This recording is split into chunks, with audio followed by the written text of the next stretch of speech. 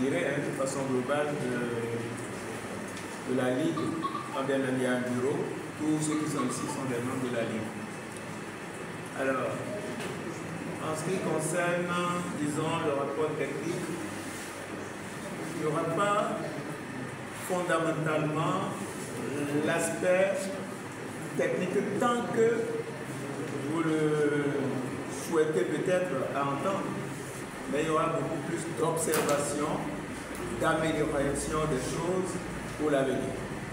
Alors, ce que nous avons constaté très souvent, au-delà de ce que toutes les compétitions qui ont été citées ici par le SG tout à l'heure dans son rapport, le corps arbitral a fait l'effort de couvrir dans son entièreté, y compris même les compétitions non statutaires.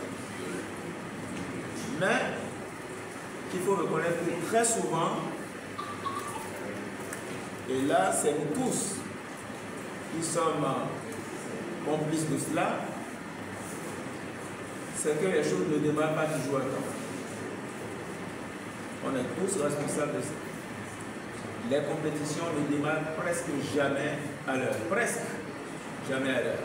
Et pour cause, parce qu'on s'attend toujours. Les inscriptions traînent très souvent.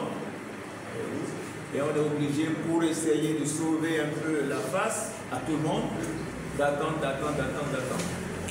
Ça, c'est le premier aspect, donc le retard au démarrage. Autre chose constatée,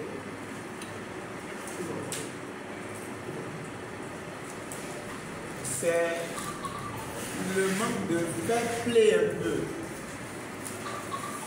pendant les compétitions. Parce qu'on a comme l'impression que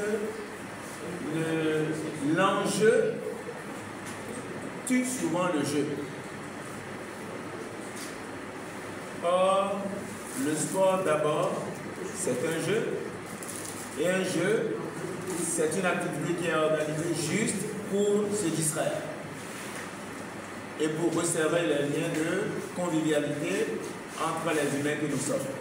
Malheureusement, très souvent, l'enjeu, à savoir le titre à gagner, la coupe à gagner, etc., les petites primes à gagner, ça finit par prendre le dessus sur la bonne raison du vivre ensemble qui devrait être la nôtre. Et donc, on manque souvent de fair play.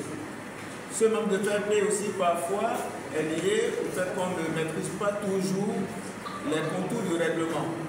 Parfois, lorsque l'arbitre prend sa décision, on a tendance, à tort ou à raison, à contester, à faire traîner les choses dans cette discussion-là, ce qui fait que parfois les compétitions sont entachées de ces petits écueils-là, qu'il faudrait quand même que nous essayions de régler en notre temps, pendant que nous sommes encore là, bien entendu, comme apport positif à, à la promotion de la pétanque dans notre ligue ici. Au-delà de cela également, je pense que fondamentalement, nous avons décidé en quelques minutes, peut-être une trentaine au maximum, d'échanger surtout sur ce volet-là avec vous, en plénière ici maintenant, sur quelques points de règlement.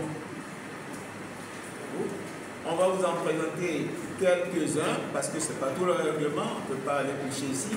On va vous en présenter quelques-uns qu'on va commenter au fur et à mesure, sur lesquels vous allez poser des questions de clarification auxquelles nous sommes tenus d'apporter des réponses.